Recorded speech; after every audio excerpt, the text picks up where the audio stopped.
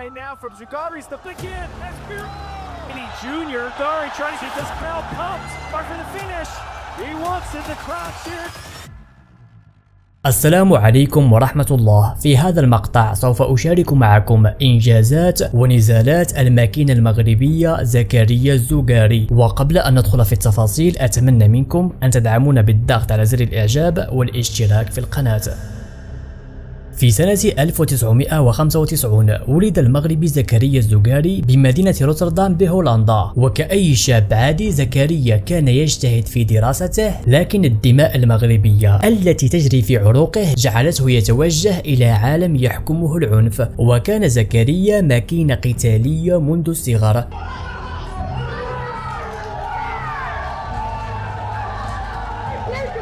وحقق في النزالات الغير الاحترافية العديد من البطولات والإنجازات. وفي سنة 2013 خاض المغربي أول نزال احترافي له أمام خصمه الهولندي نوح، ومنذ البداية أذهل زكريا الجميع بركلاته السريعة ولكماته المدمرة.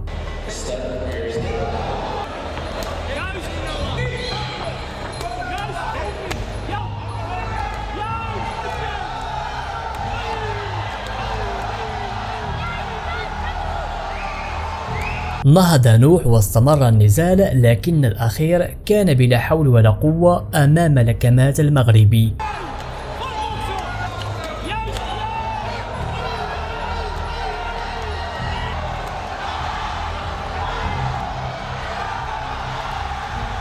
أنهى زكريا النزال بالضربة القاضية في الجولة الثالثة، وبعدها ذهب لليابان ليظهر قدراته الرهيبة في القتال.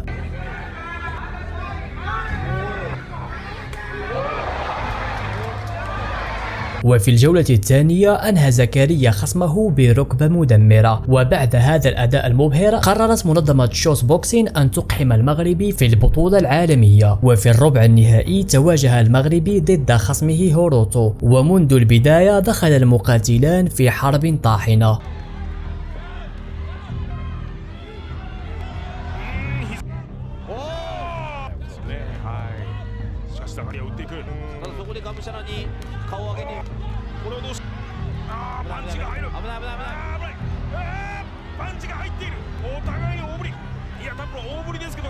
انتهى النزال بقرار الحكام، وكانت النتيجة لصالح المغربي. وفي النصف النهائي تواجه المغربي ضد التايلاندي تيبروان، وبينما الأخير كان يهاجم تمكن زكريا من اصطياده بلكمتين مدمرتين.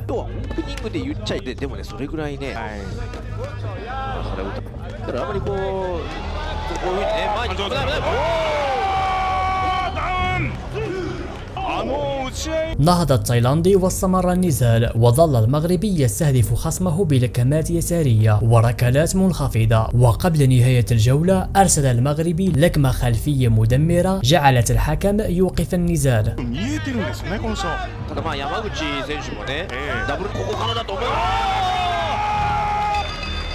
وفي نفس الليلة دخل زكريا ليخوض نزال النهائي ضد ماسايا، ومن البداية بدأ المقاتلان في تبادل الهجمات.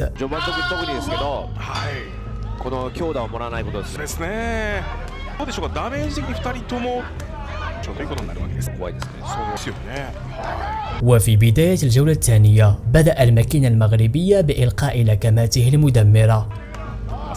そしてザガリアの一戦ということになりました。エスカップ今年2016相手を寄せることによってちょっとこれはザガリアこれはボディが効いたか。 نهض ماسايا واستمر المغربي بإلقاء لكمات فتاكة منخفضة ليطيح به للمرة الثانية.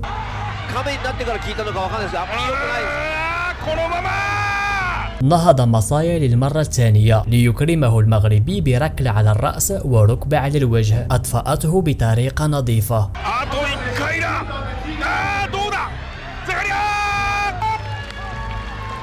زكريا الزغاري يتوحش الليلة ويفوز بالجائزة وبلقب البطولة لسنة 2016، ومباشرة قرر أن يتحدى مواطنه المغربي إلياس بولعايد على لقب البطولة، ومن سوف يفوز هو الذي سوف يكون بطل حقيقي لوزن 67 كيلوغرام. ومن أول نزال له في الانفيوجن أشعل المنظمة والمدرجات. by both guys. speed. Zagari. Down to the body. Looking so strong. Zakaria. وفي الجولة الثانية وبينما كان زكريا يوجه خطاف يساري تمكن إلياس من اصطياده بلكمة مستقيمية سريعة.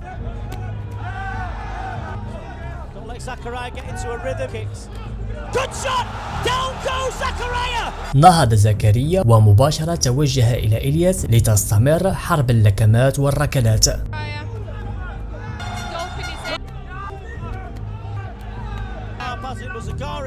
Coming back with his own, isn't it? See why? Good, so good. Whole shebang. Oh, they were nice shots. Really were nice. وفي الجولة الخامسة أظهر زكريا أسلوب ملاكمة رهيب جدا وكان قريب جدا من إسقاط مواطنه.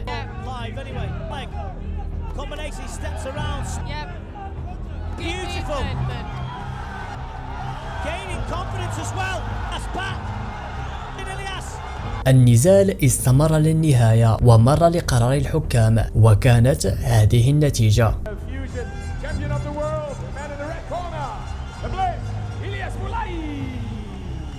انهزم زكريا في هذا النزال، لكن كأول ظهور له كان مقاتل استثنائي. وفي سنة 2017 وقع الزوغاري عقده مع منظمة الجلوري العالمية، وفي نزاله الأول تواجه ضد المتوحش التركي يوزغول، والأخير تحداه في وسط المعركة ورحب المغربي بهذا التحدي.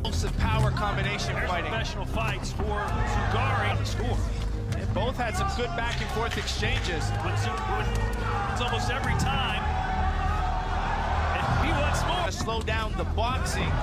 He's throwing a kick. Ari wins round to encourage fighters to throw those type of kicks. وقبل نهاية الجولة الثانية تمكن الزوغاري من اصطياد خصمه بخطاف يساري مدمر.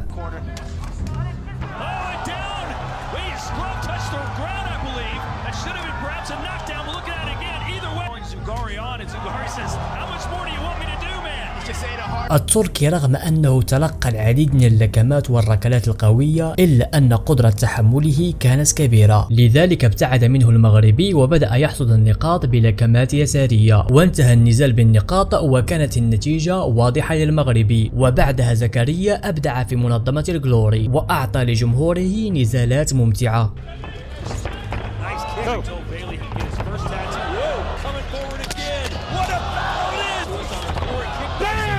And power. Oh, Fighty Jr. Zagari trying to get this crowd pumped. Zagari going for the finish. He wants it. The crowd cheering him on. Zacharias. Finally, Zagari's kicking in. Man caught glitter right now from Zagari's the again. Espiro to going down.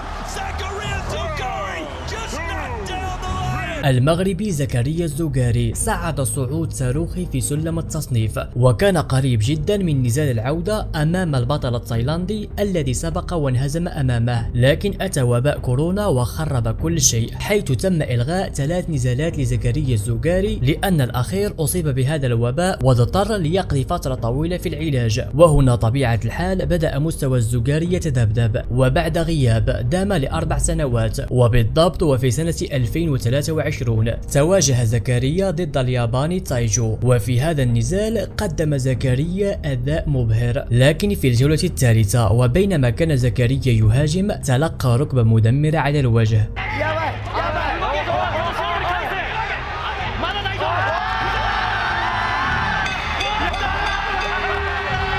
وكان هذا آخر نزال لزكريا الزوغاري، ومجموع نزالاته 41 نزال ب33 فوز ولديه 7 هزائم، لكن المغربي حاليا لا زال في السن 28 وليس ببعيد أن يعود مرة أخرى للحلبة. لذلك ومن خلال مشاهدتكم لهذا الفتاك المغربي هل تتوقعون عودته مرة أخرى؟ وهل من الممكن أن ينتقم من التايلاندي ويصير بطل في منظمة الجلوري؟ المهم هذا ما عندي في هذا المقطع، أتمنى أن ينال إعجابكم ولا تنسون من الضغط على زر الإعجاب والاشتراك في القناة. وكان معكم محمد المحسني من قناتكم توري، والسلام عليكم ورحمة الله.